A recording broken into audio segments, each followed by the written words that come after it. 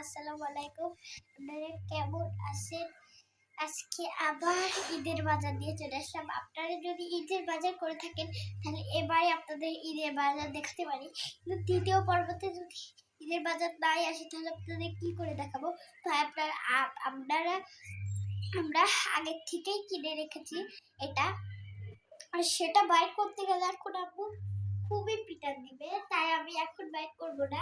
আপনাদের পরের ভিডিওতে যখন আমি একদমই সেফে থাকবো, যখন রোজা রমজানের দিন চলে যাবে, সেখন আপনাদের দেখিয়ে দেবো যে আমি কেমন একটি জিনিস কিনেছি। রোজা রমজানের দিন খুবই ট্যাস থাকতে হয়, আর আপনাদের মা বাবার সামনে আপনার পুরো সময় ওটা না পড়ার সাথে বাবার সামনে যাবে না।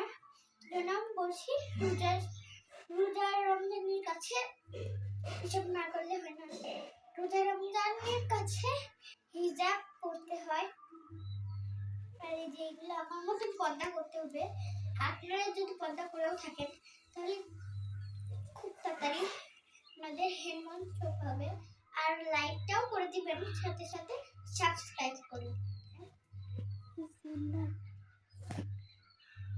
আর সিননা বেশি একটা দিবেন না,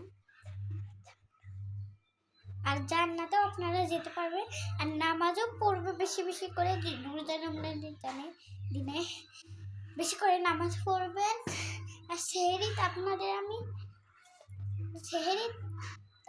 আপনারা একটু বেশি করে খাবেন, যাতে রোজাটা একটু বেশি হয়। বাচ্চাদের মানে ফেলে এই বেশি বাচ্চাদের।